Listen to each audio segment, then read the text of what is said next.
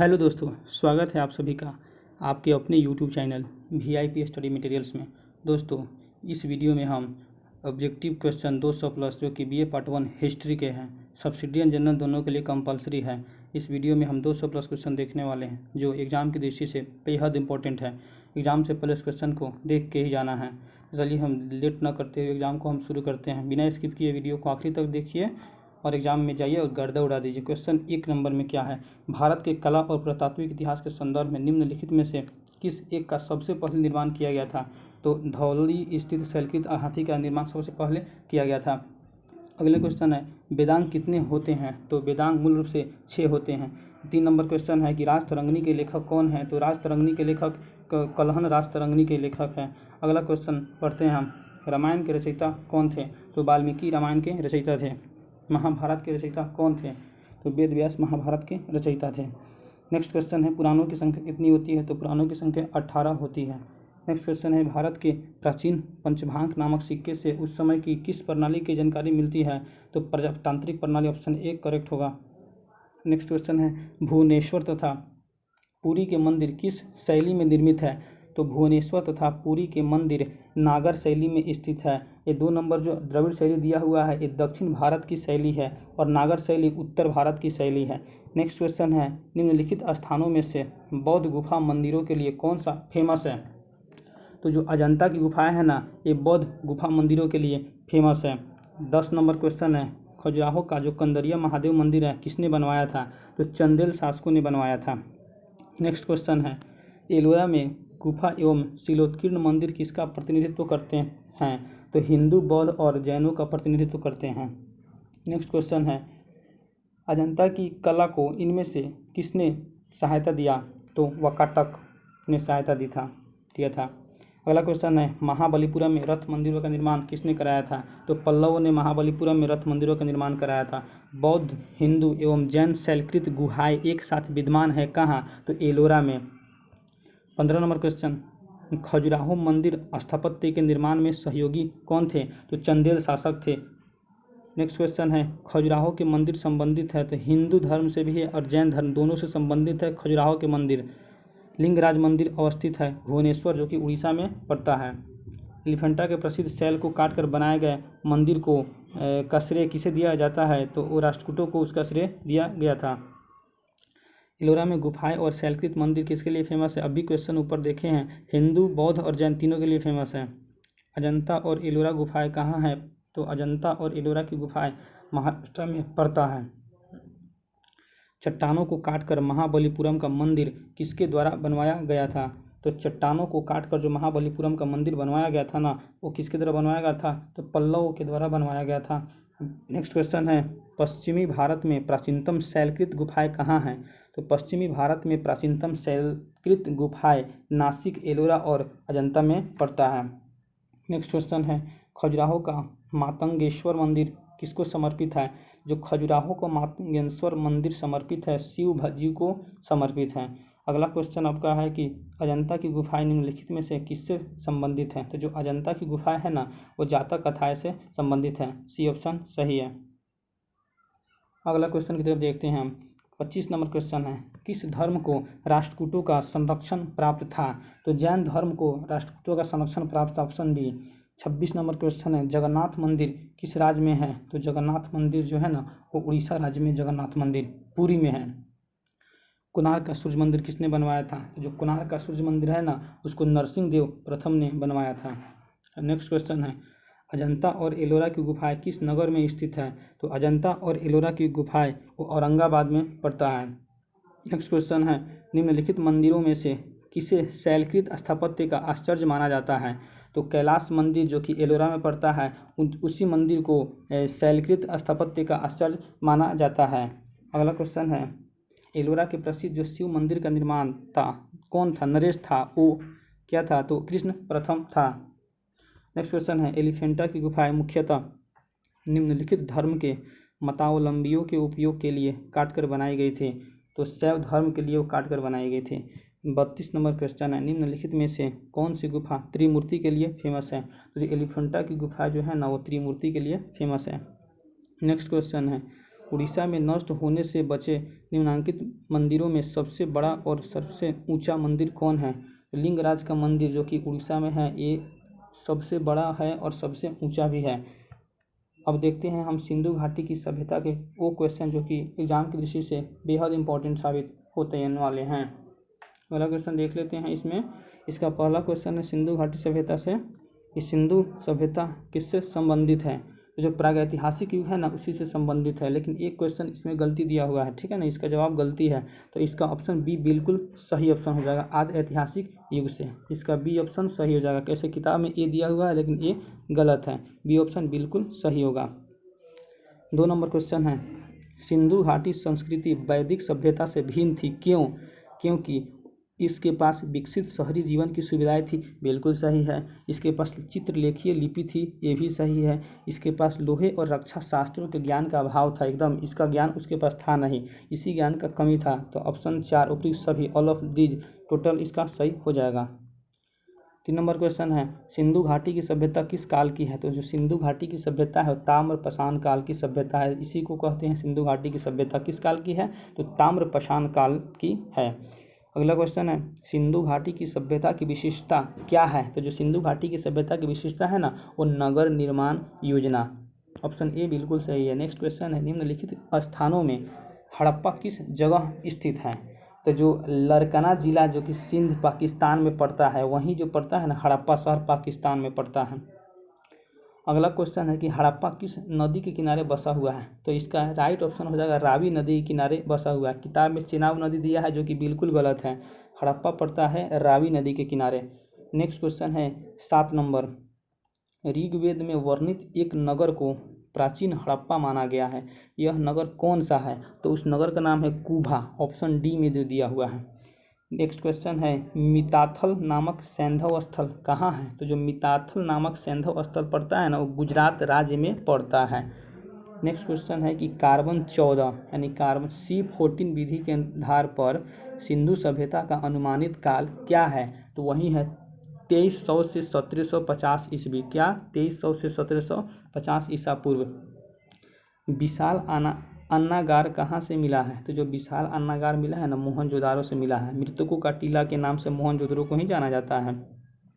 Next question है आपका, हड़प्पा वासी किससे अपरिचित थे? यानी हड़प्पा वासी क्या करना नहीं जानते थे? तो इसका राइट ऑप्शन हो जाएगा चीनी, इससे वो फेमस, इसके बारे में उनको थोड़ा भी ज्ञान नहीं था।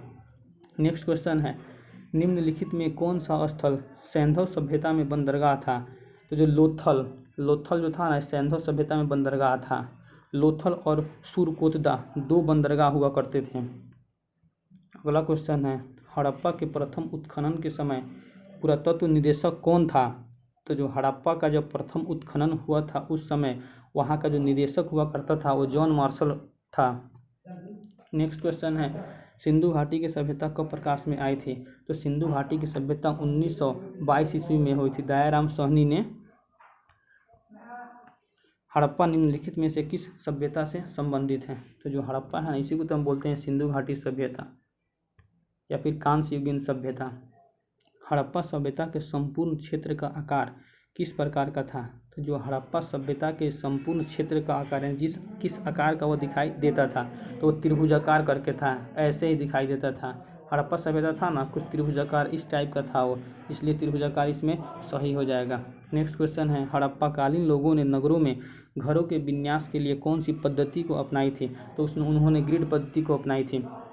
अगला क्वेश्चन है, निम्नलिखित पशुओं में से किस एक का हड़प्पा संस्कृति में पाई मुहरों और टेराकोटा कलाकृतियों में निरूपण नहीं हुआ था? तो गाय का जिक्र नहीं हुआ था उस काल में। नेक्स्ट क्वेश्चन है, हड़प्पन स्थल सनौली से अभी हाल में उत्खननों से क्या प्राप्त हुए हैं? तो मानव सावधान को प्राप्त हुआ था उस समय।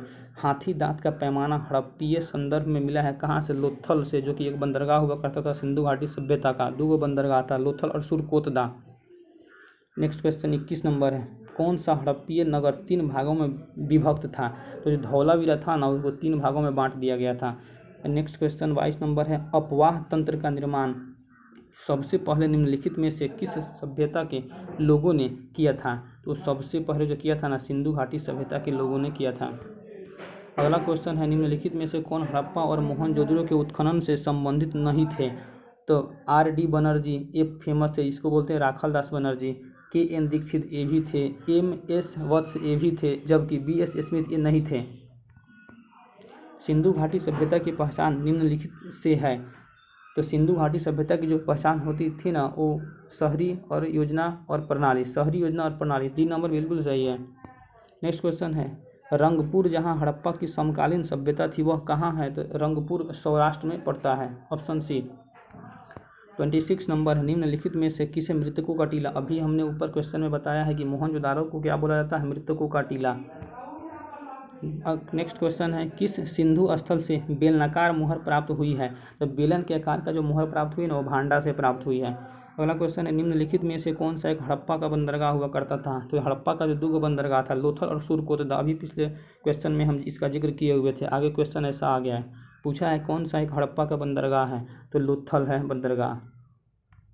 नेक्स्ट क्वेश्चन है, हड़प्पा सभ्यता के अंतर्गत हल से जोते गए खेत का साक्ष्य कहाँ से मिला है? तो जो हल से जोते गए खेत का साक्ष्य मिला है ना, वो कालीबंगा से मिला है। अगला क्वेश्चन आपका है, मोहनजोदड़ो निम्नलिखित में से कहाँ पर स्थित है? तो मोहनजोदड़ो पाकिस्तान के सिंध प्रांत में स्थित है। सिंधु घाटी के लोग पूजा करते थे, तो जो सिंधु घाटी के लोग थे ना, वो पशुपति जी की पूजा करते थे। अगला क्वेश्चन है, सिंधु सभ्यता के घरों के दरवाजे और खिड़कियां सड़क की ओर न खुलकर पिछवाड़े की ओर खुलते थे। किस नगर के घरों के दरवाजे मुख्य सड़क की ओर खुलते थे? इसमें क्वेश्चन पूछा है कि जो सिंधु घाटी सभ्यता के समय घरों के जो दरवाजे और खिड़कियां थे वो सब सड़क की ओर न खुल करके पिछवाड़े की ओर खुलते थे, लेकिन क्वेश्चन में ये दे दिया है कि किस नगर के घरों के दरवाजे मुख्य सड़क की ओर खुलते थे?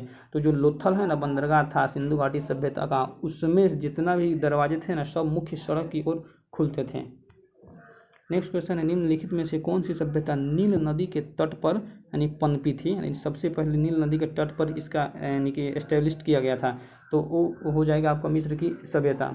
अगला क्वेश्चन है आपका, सिंधु घाटी सभ्यता को खोज निकालने में जिन 2 भारतीयों का नाम जुड़ा है वो कौन है? तो सिंधु घाटी सभ्यता की जो खोज की थी वो राखाल दास बनर्जी और दयाराम साहनी ने 1921 में। कब? 1921 में। अगला क्वेश्चन है, हड़प्पा स्थलों की खुदाई में निम्नलिखित में से क्या नहीं मिला है? तो हड़प्पा स्थल की जब खुदाई हुई थी तो उसमें नालियाँ और कुएं ये मिला हुआ था, दुर्ग भी मिला था, धान्यागार ये भी मिला था, लेकिन शिखर सहित मंदिर का चर्चा ही नहीं था उस टाइम, इसलिए डी ऑप्शन सही हो जाएगा। 36 नंबर में है, हड़प्पा संस्कृति की जानकारी का प्रमुख स्रोत क्या है? तो जो हड़प्पा संस्कृति की जानकारी का प्रमुख स्रोत है उसमें पुरातात्विक खुदाई, सी ऑप्शन बिल्कुल सही है। 37, सिंधु घाटी सभ्यता का कौन सा स्थान अब पाकिस्तान में है? तो जो हड़प्पा पड़ता है ना, रावी नदी के किनारे है हड़प्पा। क्वेश्चन पूछेगा हड़प्पा किस नदी के किनारे है? तो हड़प्पा आपका रावी नदी के किनारे है, जो कि अब पाकिस्तान में पड़ता है। 38 नंबर है, मोहनजोदाड़ो एवं हड़प्पा की पुरातात्विक खुदाई के प्रभारी कौन थे? तो सर जॉन मार्शल जी थे। 39 नंबर है, सिंधु घाटी सभ्यता के संदर्भ में निम्नलिखित कथनों पर विचार कीजिए। तो ऑप्शन ए में दे रखा है कि यह प्रमुखतः लौकिक सभ्यता था, उसमें धार्मिक तत्व ये सब कुछ नहीं है। इसका ऑप्शन सी बिल्कुल सही है, दोनों सही हो जाएगा, यानी फर्स्ट नंबर भी और सेकंड नंबर दोनों एकदम बिल्कुल करेक्ट है। अगला क्वेश्चन है, हड़प्पा कालीन सभ्यता का विशाल कोठार यानी अनाज संग्रह करने का जो स्थान था वो कहाँ मिला है? तो वो मोहनजोदड़ो। 41 क्वेश्चन आपका है कि हड़प्पा कालीन स्थलों में अभी तक किस धातु की प्राप्ति नहीं हुई है? तो लोहा की प्राप्ति अभी तक नहीं हुई है।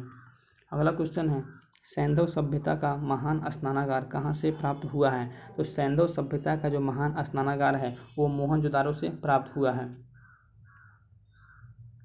43 नंबर क्वेश्चन है, सिंधु घाटी सभ्यता जानी जाती है तो सबके लिए जानी जाती है, जैसे कि अपने नगर नियोजन के लिए भी जानी जाती है, और मोहनजोदाड़ो और हड़प्पा के लिए जानी जाती है अपने कृषि संबंधी कार्य के लिए भी और अपने उद्योगों के लिए। 4 नंबर इसका ऑप्शन सही हो जाएगा। अगला क्वेश्चन 44 नंबर है कि मोहनजोदाड़ो से प्राप्त पशुपति मुहर पर योगी की मुद्रा में 4 पशुओं से आवृत एक देवता का अंकन है, तो वे चारों पशु कौन कौन है? तो चारों पशु का नाम है चीता, गेंडा, भैंसा और हाथी। क्या क्या है? चीता, गेंडा, भैंसा और हाथी। चीता, गेंडा, भैंसा और हाथी, याद रखिएगा आप लोग, क्वेश्चन पूछता है। अगला क्वेश्चन, भारत में चांदी की उपलब्धता के प्राचीनतम साक्ष्य मिलते हैं, तो वो हड़प्पा संस्कृति से मिलते हैं। ऑप्शन ए नंबर सही है। नेक्स्ट क्वेश्चन है, किस पशु के अवशेष सिंधु घाटी सभ्यता में प्राप्त नहीं हुए हैं? शेर के अवशेष सिंधु घाटी सभ्यता में प्राप्त नहीं हुए हैं। सिंधु घाटी की सभ्यता गैर आर्य थी क्योंकि वह नगरीय सभ्यता थी। सिंधु घाटी सभ्यता कैसी सभ्यता थी? तो वह एक नगरीय सभ्यता थी। 48 नंबर क्वेश्चन है कि सिंधु घाटी सभ्यता को आर्यों से पूर्व की रखे जाने का महत्वपूर्ण कारक क्या था? तो मृदभांड वो कारक था। हड़प्पा सभ्यता के अंतर्गत अलंकृत ईंटों का साक्ष्य कहाँ से मिला है? तो जो ईंट का साक्ष्य मिला है ना, कालीबंगन से मिला है। 50 नंबर क्वेश्चन है, हड़प्पा संस्कृति के स्थल एवं उनकी स्थिति संबंधी निम्नलिखित युग्मों में से कौन एक सुमेलित नहीं है? तो ये क्या बोले हैं कि राखी गढ़ी राजस्थान में नहीं पड़ता है, ये कहीं और पड़ता है, इसलिए ये सही है। बनवाली हरियाणा में बिल्कुल सही है। आलमगीरपुर एक जो उत्तर प्रदेश में पड़ता है और दाइमाबाद महाराष्ट्र में पड़ता है। राखी गढ़ी हरियाणा के आसपास में पड़ता है, राजस्थान में नहीं पड़ता है। अगला क्वेश्चन देखते हैं हम, एक जुते हुए खेत की खोज की गई थी। तो एक जुताई की गई खेत की खोज कालीबंगा में की गई थी। किस हड़प्पा स्थल से चावल उगाने का साक्ष्य यानी कि सूचित हुआ है? तो जो चावल उगाने का साक्ष्य मिला है ना, वो रंगपुर से मिला है। 53 नंबर क्वेश्चन है कि सिंधु घाटी के लोग विश्वास करते थे। तो जो सिंधु घाटी के लोग थे ना, वो मातृशक्ति में विश्वास रखते थे। नेक्स्ट क्वेश्चन है, नर्तकी की एक कांस्य मूर्ति कहाँ से प्राप्त हुई है? तो जो नर्तकी की एक कांस्य मूर्ति है ना, वो मोहनजोदारो से प्राप्त हुई है। मोहनजोदारो को क्या हम बोलते हैं? मृतकों का टीला। क्या बोलते हैं? मृतकों का टीला। क्वेश्चन पूछता है मोहनजोदारो क्या है? मृतकों का एक टीला है। नेक्स्ट क्वेश्चन देखते हैं हम, सिंधु घाटी के निवासियों की सभ्यता को जानने का मूल स्रोत है वह कहाँ पाई गई है? तो बर्तन, जेवर, हथियार और औजार, ये सब। नेक्स्ट क्वेश्चन आपका है, सिंधु सभ्यता के बारे में निम्नलिखित में से कौन सा कथन गलत है? तो सिंधु सभ्यता के लोग लोहे से यानी कि परिचित थे, एक गलती कह रहा है। नेक्स्ट क्वेश्चन आपका है, सिंधु सभ्यता का कौन सा स्थान भारत में स्थित है? तो लोथल भारत में पड़ता है। सिंधु घाटी की खुदाई में मिले अवशेषों में तत्कालिक यानी कि व्यापारिक और आर्थिक विकास के द्योतक निम्नलिखित में से कौन से हैं? तो मुद्राएं हैं। 59 नंबर क्वेश्चन है आपका, हड़प्पन संस्कृति ना, हड़प्पन संस्कृति के संदर्भ में शैलकृत स्थापत्य के प्रमाण कहाँ से मिले हैं? तो धौलावीरा से मिले हैं। अगला क्वेश्चन है, सिंधु घाटी के लोगों की एक महत्वपूर्ण रचना निम्नलिखित में से किसकी मूर्ति थी? तो जो सिंधु घाटी के लोगों की जो एक महत्वपूर्ण रचना थी ना, वो नृत्य करती हुई बालिका की मूर्ति थी। अगला क्वेश्चन है, स्थापित सिंधु घाटी सभ्यता किस नदी के तट पर नहीं बसा है? 61 नंबर क्वेश्चन पूछा है आपका, स्थापित सिंधु घाटी सभ्यता किस नदी के तट पर नहीं बसी थी? तो गंगा नदी के तट पर नहीं बसी थी। नेक्स्ट क्वेश्चन है, निम्नलिखित में से कौन सा सिंधु घाटी की सभ्यता से संबंधित स्थल नहीं है? तो पाटलिपुत्र उस समय नहीं था, कालीबंगन था ही, रोपड़ भी था और लोथल भी था। लोथल क्या था? बंदरगाह था। अगले क्वेश्चन है, सिंधु सभ्यता की विकसित अवस्था में निम्नलिखित में से किस स्थल से घरों में कुओं के अवशेष मिले हैं? जो मोहनजोदड़ो, जिसको मृतकों का टीला बोलते हैं। अब देखते हैं वैदिक युगीन सभ्यता। इसमें फर्स्ट में क्वेश्चन आपका है, ऋग्वैदिक कालीन आर्यों का जो प्रमुख देवता था कौन था? तो पुरंदर। ऋग्वैदिक काल की तिथि क्या है? तो ऋग्वैदिक काल की तिथि 1500 से 1000 ईसा पूर्व। नेक्स्ट क्वेश्चन है, उत्तर वैदिक काल की सभ्यता की कौन सी तिथि सही है? जो उत्तर वैदिक काल की सभ्यता की कौन सी तिथि सही है? तो 1000 से 600 ईसा पूर्व। 4 नंबर क्वेश्चन इसमें है, वेद का दूसरा नाम क्या है? तो श्रुति। नेक्स्ट क्वेश्चन, उपनिषदों की संख्या कितनी मानी गई है? तो टोटल उपनिषद 108 गो होता है। नेक्स्ट क्वेश्चन है, ऋग्वेद में वर्णित 10 राजन युद्ध किस नदी के तट पर हुआ था? नहीं, ऋग्वेद में जो वर्णित है 10 राजन युद्ध किस नदी के तट पर बसा है? तो परुबजी नदी के तट पर बसा है। नेक्स्ट क्वेश्चन है, निम्नलिखित में से कौन सी राजनीतिक इकाई ऋग्वैदिक काल में नहीं थी? तो भुक्ति ऋग्वैदिक काल में नहीं थी, याद रखिएगा आप इसको। उत्तर वैदिक काल में कुरु पांचालों की राजधानी कहाँ थी? तो उत्तर वैदिक काल में कुरु पांचालों की राजधानी हस्तिनापुर। नेक्स्ट क्वेश्चन है 9 नंबर, वर्णों की उत्पत्ति से संबंधित पुरुष सूक्त किस वेद में उल्लिखित है? ऋग्वेद में पुरुष सूक्त के बारे में चर्चा किया गया है। अगला क्वेश्चन है, उत्तर वैदिक समाज में सर्वशक्तिशाली वर्ण कौन था? उत्तर वैदिक समाज में सर्वशक्तिशाली वर्ण कौन था? ब्राह्मण था। नेक्स्ट क्वेश्चन है, निम्नलिखित में से किसका उल्लेख आर्यों के 4 पुरुषार्थों में नहीं किया गया है, तो संन्यास का प्रयोग नहीं किया गया है। नेक्स्ट क्वेश्चन 12 नंबर देखिए, ऋग्वैदिक देवमंडल में न्याय का देवता किसे माना गया है? तो वरुण को ऋग्वैदिक देवमंडल में न्याय का देवता माना गया है। अगला क्वेश्चन आपका है, गायत्री मंत्र की रचना किसके सम्मान में की गई थी? जो गायत्री मंत्र की रचना है ना, वो सावित्री के सम्मान में की गई थी। ठीक है। अगला क्वेश्चन अब हम देखते हैं 14 नंबर, दशराजन युद्ध में एक पक्ष का नेतृत्व सूरदास ने किया था, तो दूसरे पक्ष का नेतृत्व किसने किया था? तो दशराजन युद्ध में एक पक्ष का नेतृत्व सूरदास ने किया था और दूसरे पक्ष का नेतृत्व विश्वामित्र ने किया था। अगला क्वेश्चन है, ऋग्वैदिक काल में पुत्रहीन स्त्री को पुत्र पैदा करने के लिए किस प्रथा को अपनाने की अनुमति दी गई थी? तो ऋग्वैदिक काल में जिसके पास पुत्र यानी कि जिस स्त्री को पुत्र नहीं था, उसको पुत्र पैदा करने के लिए जो एक प्रथा बनाई गई थी वो नियोग प्रथा थी। अगला क्वेश्चन है, निम्नलिखित में कौन नगर उत्तर वैदिक कालीन है? तो इनमें से कोई नहीं। अगला क्वेश्चन है, किस देवता के लिए ऋग्वेद में पुरंदर शब्द का प्रयोग हुआ है? तो ऋग्वेद में पुरंदर शब्द के लिए इंद्र भगवान का प्रयोग हुआ है। नेक्स्ट क्वेश्चन आपका है 18 नंबर, ऋग्वेद में 20 शब्द का उल्लेख हुआ है 170 बार। अगला क्वेश्चन 19 नंबर है कि आर्य शब्द इंगित करता है किसको? श्रेष्ठ वंश को इंगित करता है। नेक्स्ट क्वेश्चन है, क्लासिकीय संस्कृत में जो आर्य शब्द है उसका अर्थ क्या है? तो उसका अर्थ एक उत्तम व्यक्ति। अगला क्वेश्चन 21 नंबर है कि ऋग्वेद का कौन सा मंडल पूर्णतः सोम को समर्पित है? तो ऋग्वेद का जो 9वां मंडल है वो सोम को समर्पित है। 22 नंबर क्वेश्चन देखिए, निम्नलिखित में से किस एक वैदिक साहित्य में मोक्ष की चर्चा मिलती है? तो जो वैदिक साहित्य में जिस वैदिक साहित्य में मोक्ष की चर्चा मिलती है वो उपनिषद वैदिक साहित्य है जिसमें मोक्ष की प्राप्ति होती है यानी उसकी चर्चा मिलती है। 23 नंबर क्वेश्चन है, धर्म तथा रीत भारत की प्राचीनतम वैदिक सभ्यता के एक केंद्रीय विचार को चित्रित करते हैं। इस संदर्भ में निम्नलिखित कथनों पर विचार कीजिए। तो आप लोग पढ़ लीजिए, इसका दोनों ऑप्शन सही होगा, 1 नंबर भी और 2 नंबर भी। अगले क्वेश्चन की तरफ बढ़ते हैं। 24 नंबर है, निम्नलिखित में से किस नदी को ऋग्वेद में मातेत्मा, देवीत्मा एवं नदीत्मा संबोधित किया गया है? तो सरस्वती नदी को ऋग्वेद में ये सारे नाम से संबोधित किया गया है।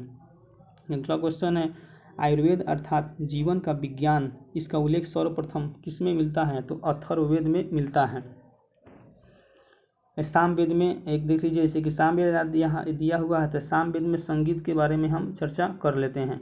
अथर्ववेद है, इसमें हम जादू टूना के बारे में भी चर्चा कर लेते हैं। नेक्स्ट क्वेश्चन है कि आर्यकालीन शब्द अधिवास से तात्पर्य था क्या? तो कमर से ऊपर पहने जाने वाले जो वस्त्र है ना, उसी से तात्पर्य था ये आर्यकालीन शब्द। नेक्स्ट क्वेश्चन आपका है, महाभारत मूलतः किस रूप में जानी जाती थी? तो महाभारत जय संहिता, इसका पुराना नाम महाभारत को जय संहिता से ही जाना जाता है। अब 28 नंबर क्वेश्चन है, पुराणों की संख्या कितनी है? तो 18 पुराण है टोटल। अगला क्वेश्चन, ऋग्वेद की मूल लिपि क्या थी? तो ब्राह्मी लिपि थी ऋग्वेद की मूल लिपि। 30 नंबर क्वेश्चन है, निम्नलिखित वैदिक देवताओं में किसे उनका पुरोहित माना जाता था? तो वैदिक देवता जो थे उनमें बृहस्पति को उनका पुरोहित माना जाता था। सबसे पुराना वेद कौन सा है? तो सबसे पुराना वेद ऋग्वेद है। अगला क्वेश्चन, निम्नलिखित में से कौन सी स्मृति प्राचीनतम यानी सबसे पुरानी है? तो मनु स्मृति जो है ना सबसे पुरानी स्मृति है। नेक्स्ट क्वेश्चन है, किस वेद में सभा को नरिष्ठ कहा गया है? तो अथर्ववेद में सभा को नरिष्ठ कहा गया है। अगला क्वेश्चन है, त्रयी नाम है? तो जो त्रयी है ना, त्रयी मतलब होता है 3 वेदों का, यानी 3 वेद का नाम है त्रयी। नेक्स्ट क्वेश्चन है, यज्ञ संबंधी जो विधि विधानों का पता चलता है किससे चलता है? तो यज्ञ जो है ना यजुर्वेद से चलता है। सामवेद से क्या चलता है अभी बताए हैं, तो सामवेद में संगीत के बारे में चर्चा है। नेक्स्ट क्वेश्चन आपका है, ऋग्वेद में निम्नलिखित यव शब्द किस कृषि उत्पाद हेतु प्रयुक्त किया गया है? तो जौ के लिए प्रयोग किया गया है। अगला क्वेश्चन हम देखते हैं, ऋग्वेद में सर्वाधिक संख्या में जो मंत्र है किससे संबंधित है? तो अग्नि देवता से संबंधित है।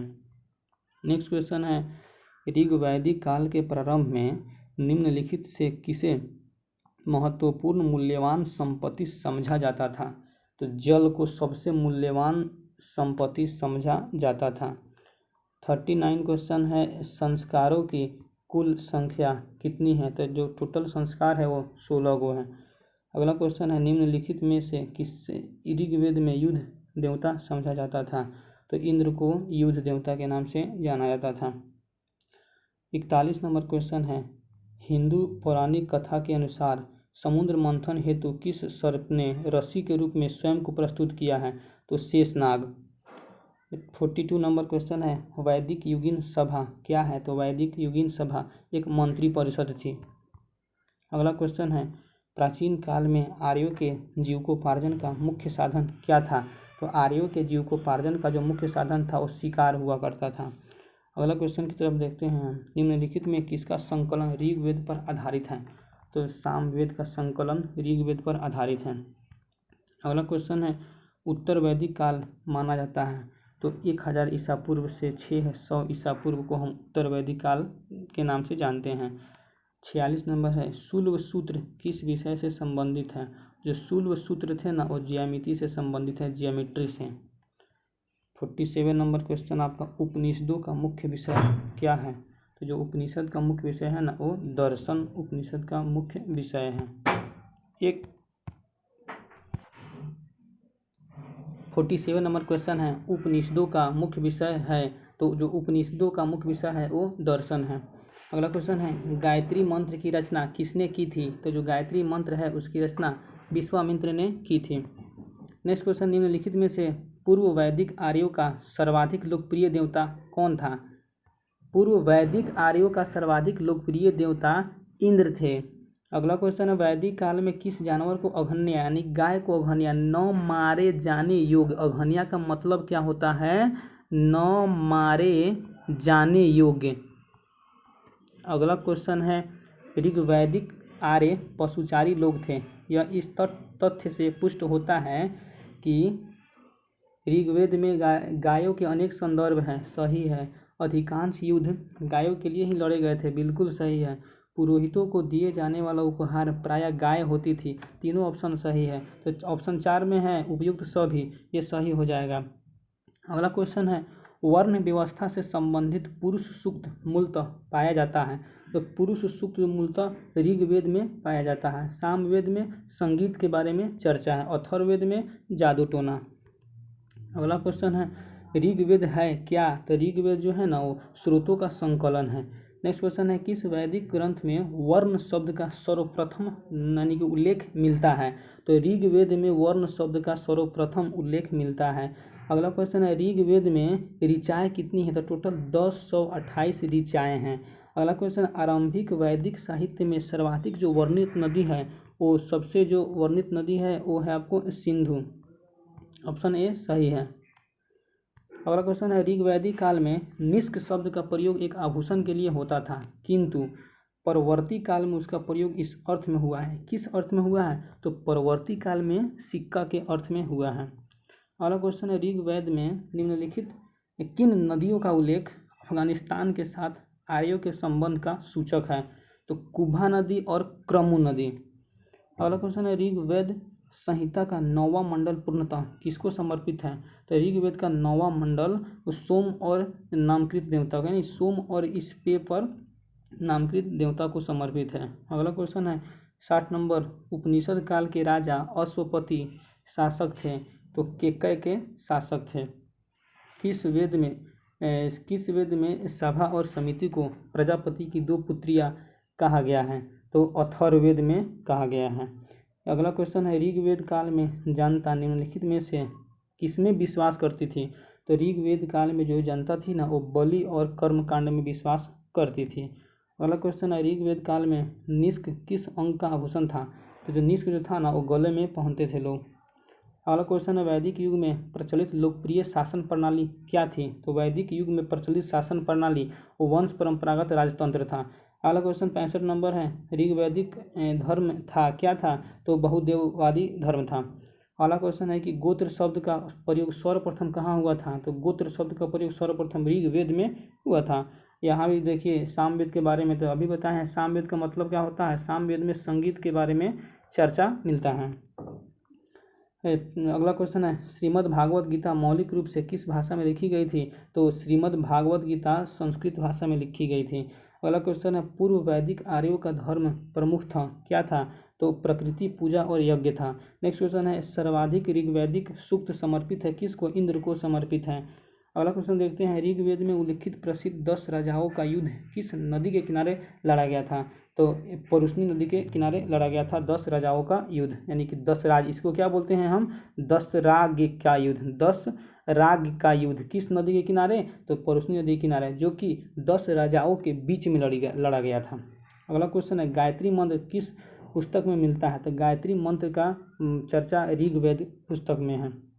अगला क्वेश्चन है यानी सत्यमेव जयते कहाँ से लिया गया था? सत्यमेव जयते मुंडक उपनिषद से लिया गया है। नेक्स्ट क्वेश्चन है वैदिक कर्म कांड में होता है, उसका संबंध किससे है? तो ऋग्वेद से संबंधित है। अब हम देखते हैं मगध का उत्थान, महावीर, जैन और गौतम बुद्ध के बारे में। इससे इम्पोर्टेंट क्वेश्चन नीचे है, बहुत इंपॉर्टेंट है, एग्जाम में क्वेश्चन पूछेगा इससे भी। तो देखते हैं क्वेश्चन, एक नंबर क्वेश्चन है आपका कि मगध का सर्वप्रथम उल्लेख किस वेद में हुआ है? तो मगध का जो सर्वप्रथम उल्लेख था अथर्ववेद में था। अगला क्वेश्चन है मगध का प्राचीनतम राजा कौन था? तो मगध का जो प्राचीनतम राजा था ना प्रमगंध था। अगला क्वेश्चन है मगध की प्राचीन राजधानी राजगृह की स्थापना किस राजा ने की थी? जो मगध की प्राचीन राजधानी थी राजगृह, उसकी स्थापना वसु राजा ने की थी। अगला क्वेश्चन है मगध के किस राजा ने पाटलिपुत्र को अपनी राजधानी बनाया था? तो उदयीन ने पाटलिपुत्र को अपनी राजधानी बनाया था। नेक्स्ट क्वेश्चन है 5 नंबर कि जैनों के प्रथम तीर्थकर कौन थे? तो ऋषभदेव प्रथम तीर्थकर थे। अगला क्वेश्चन है जैन तीर्थकर किस वर्ण के थे? तो जैन तीर्थकर थे ना वो क्षत्रिय कुल के थे, उनके पिता क्षत्रिय घराने के थे। अगला क्वेश्चन है वर्धमान महावीर का जन्म स्थल कुंडग्राम निम्नलिखित नगरों में किसके निकट था? कुंडग्राम जो था ना वैशाली के निकट था। अगला क्वेश्चन है महावीर के पिता किस कुल के गणराजा थे? तो वो ज्ञानत्रिक कुल के गणराजा थे। अगला क्वेश्चन है महावीर के बड़े भाई का नाम क्या था? तो जो महावीर के बड़े भाई था उसका नाम नंदीवर्धन था। नेक्स्ट क्वेश्चन है वर्धमान महावीर को किस नदी के तट पर साल वृक्ष के नीचे यानी संपूर्ण ज्ञान की प्राप्ति हुई थी? तो जो महावीर थे उसको क्या बोलते हैं ऋजुपालिका नदी के तट पर। किस नदी के तट पर? ऋजुपालिका नदी के तट पर साल वृक्ष के नीचे यानी संपूर्ण ज्ञान की प्राप्ति हुई थी। अगला क्वेश्चन 12 नंबर है पूर्ण ज्ञान की प्राप्ति के पश्चात वर्धमान को क्या कहा जाता है? तो महावीर बोलते थे उनको। अगला क्वेश्चन है वर्धमान को महावीर की संज्ञा क्यों दी गई है? तो जो इसका सही ऑप्शन आपका हो जाएगा अतुल पराक्रम दिखाने के लिए वर्धमान को महावीर की संज्ञा दी गई है। अगला क्वेश्चन है महावीर का निर्माण यानी कि महावीर का निर्वाण स्थल कहाँ है? तो पावापुरी में उनको निर्वाण की प्राप्ति हुई थी। अगला क्वेश्चन है कि जैनों का अनुसार उनका सबसे बड़ा देवता कौन था? तो जैनों के अनुसार उनका सबसे बड़ा देवता जीन। नेक्स्ट क्वेश्चन है वर्धमान महावीर का जन्म कब हुआ था? तो 547 ईसा पूर्व में।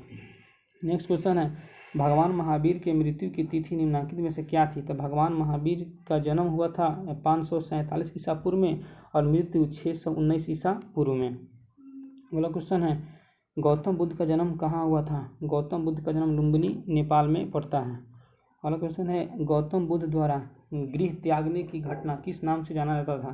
तो गौतम बुद्ध जब घर त्याग दिए तो उस घटना को महाभिनिष्क्रमण के नाम से जाना जाता है। अगला क्वेश्चन है संबोधि के पश्चात सिद्धार्थ किस नाम से विख्यात हुए?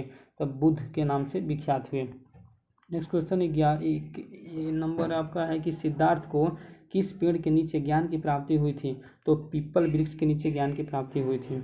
नेक्स्ट क्वेश्चन है गौतम बुद्ध की जन्म तिथि क्या थी? 561 ईसा पूर्व। गौतम बुद्ध की मृत्यु कब हुई थी? 641 ईसा पूर्व में उनकी मृत्यु हुई थी। अभी क्वेश्चन यहाँ एक था कि गौतम बुद्ध का कहाँ गया? महावीर वर्धमान महावीर है। चलिए आगे देखते हैं क्वेश्चन गौतम बुद्ध की मृत्यु कब हुई थी? तो 641 ईसा पूर्व में हुई थी। अगला क्वेश्चन है कि बौद्ध धर्म के मुख्य समर्थक किस वर्ग के थे? तो बौद्ध धर्म के जो मुख्य समर्थक थे ना वैश्य धर्म के थे। अगला क्वेश्चन है बुद्ध ने अपने जीवन का अंतिम भोजन किसके घर किया था? तो बुद्ध ने अपने जीवन का अंतिम भोजन वो चुंद के घर किया था। क्या नाम था उसका? चुंद के घर अपना अंतिम भोजन किया था गौतम बुद्ध ने। अगला क्वेश्चन है कि लिच्छवियों की केंद्रीय सभा में कितने सदस्य थे? तो 7707 सदस्य थे लिच्छवियों की केंद्रीय सभा में। 27 नंबर क्वेश्चन है बुद्ध धम्म और संघ मिलकर क्या कहलाते थे? तो त्रिरत्न थे। अगला क्वेश्चन है आपको, किस भाषा का ज़्यादा प्रयोग बौद्धवाद के प्रचार के लिए किया गया था? तो पाली का प्रयोग। अगला क्वेश्चन है, बौद्ध धर्म के विषय में कौन सा कथन सही है? तो बौद्ध धर्म के विषय में आपका जो कथन दिया हुआ है 1 नंबर में है, उसने वर्ण एवं जाति को अस्वीकार नहीं किया था, बिल्कुल सही है। उसने ब्राह्मण वर्ग की सर्वोच्च सामाजिक कोटि को चुनौती दी थी, बिल्कुल सही है। उसने कुछ शिल्पों को निम्न चुना था, यानी ठीक है, अब लोग सभी ऑप्शन इसका सही हो जाएगा। अगला क्वेश्चन है, नालंदा विश्वविद्यालय किस लिए फेमस था? तो उसमें क्या था कि बौद्ध धर्म के दर्शन के लिए फेमस था। अगला क्वेश्चन है, बुद्ध का जन्म कहाँ हुआ था? तो बुद्ध का जन्म लुम्बिनी नेपाल में हुआ था। निम्नलिखित में से कौन सा एक बौद्ध मत में निर्वाण की अवधारणा का सर्वश्रेष्ठ व्याख्या करता है? तो वो तृष्णा रूपी अग्नि का शमन। नेक्स्ट क्वेश्चन है, ग्रंथों में उल्लिखित धर्मचक्र परिवर्तन का अर्थ क्या होता है? धर्मचक्र परिवर्तन का मतलब होता है सारनाथ में दिया गया बुद्ध का प्रथम उपदेश ही धर्मचक्र परिवर्तन कहलाता है। अगला क्वेश्चन है, महापरिनिर्वाण मंदिर अवस्थित है कहाँ? तो वो कुशीनगर में अवस्थित है। नेक्स्ट क्वेश्चन है कि बुद्ध के उपदेश किससे संबंधित हैं? तो बुद्ध के उपदेश जो थे ना, वो आचरण की शुद्धता और पवित्रता से फेमस था। नेक्स्ट क्वेश्चन है 36 नंबर, विश्व का सबसे ऊंचा कहा जाने वाला विश्व शांति स्तूप कहाँ है? तो राजगीर है। नेक्स्ट क्वेश्चन है, सुल्तानी युग में बौद्धों की कौन सी शाखा सबसे प्रभावशाली थे? तो व्रजयान। नेक्स्ट क्वेश्चन है, बौद्ध दर्शन के अनुसार विचार कीजिए। तो इसका देख लीजिएगा, डी ऑप्शन सही, यानी 1 गलत है, आपका जो ए दिया है वो गलत है, और 2 क्या है? सही है, आर सही, यानी कि ए गलत है और आर सही दिया हुआ है। 39 नंबर क्वेश्चन है कि नालंदा महाविहार किसके लिए विख्यात था? तो पाली अनुसंधान संस्थान के लिए विख्यात था। अगला क्वेश्चन है, बुद्ध की खड़ी प्रतिमा निम्नलिखित में से किस काल में बनाई गई थी? तो कुषाण काल में बनाई गई थी। नेक्स्ट क्वेश्चन है, नालंदा विश्वविद्यालय की स्थापना का युग क्या है? तो वो गुप्त युग के समय में उनका स्थापना हुआ था, श्री गुप्त। अगला क्वेश्चन है, भगवान बुद्ध ने निम्नलिखित 4 आर्य सत्यों का प्रतिपादन किया था, नीचे दिए गए कूटों का प्रयोग करके उन्हें सही क्रम में रखिए। तो इसका आप लोग देख लीजिएगा, ऑप्शन ए नंबर सही है, जैसे कि ए पहले आपका दुख है, फिर उसके बाद में दुख का कारण, तब उसके बाद में दुख का निरोध, तब दुख निरोध का मार्ग है। अगला क्वेश्चन है, किस शासक के शासनकाल में नेपाल में बौद्ध धर्म का यानी कि दमन हुआ था? तो अशोक के शासनकाल में। अगला क्वेश्चन है, बौद्ध परंपरा के अनुसार किसका बाल भक्षक से बाल रक्षिका में परिवर्तन हो गया था? तो हारिति। अगला क्वेश्चन है, अष्टांग मार्ग की संकल्पना अंग है। तो अष्टांग मार्ग की जो संकल्पना अंग है ना, वो धर्म चक्र परिवर्तन की विषय वस्तु का। नेक्स्ट क्वेश्चन देखते हैं 46 नंबर, बोध गया में महाबोधि मंदिर बनाया गया जहाँ, कहाँ यानी कहाँ बनाया गया था? तो गौतम बुद्ध को जहाँ ज्ञान की प्राप्ति हुई थी ना, वहीं पे बनाया गया था। अगला क्वेश्चन देखते हैं, नालंदा विश्वविद्यालय के संस्थापक कौन थे? तो नालंदा विश्वविद्यालय के संस्थापक कुमार गुप्त। नालंदा विश्वविद्यालय के संस्थापक कौन थे? तो कुमार गुप्त थे। अगला क्वेश्चन है, गौतम बुद्ध के बारे में निम्नलिखित में क्या सत्य नहीं है? यानी कौन सा ऑप्शन इसमें गलत दिया हुआ है उसी को चुनना है। गौतम बुद्ध के बारे में निम्नलिखित में क्या सत्य नहीं है? तो डी, ईश्वर की सत्ता में विश्वास करते थे, एकदम बिल्कुल सही दिया गया। क्वेश्चन दी दिया था, गौतम बुद्ध के बारे में क्या सत्य नहीं है, यानी गलत नहीं है, तो सही को पहचानना था। तो ऑप्शन डी नंबर, जो ईश्वर की सत्ता में विश्वास करते थे गौतम बुद्ध, बिल्कुल सही है।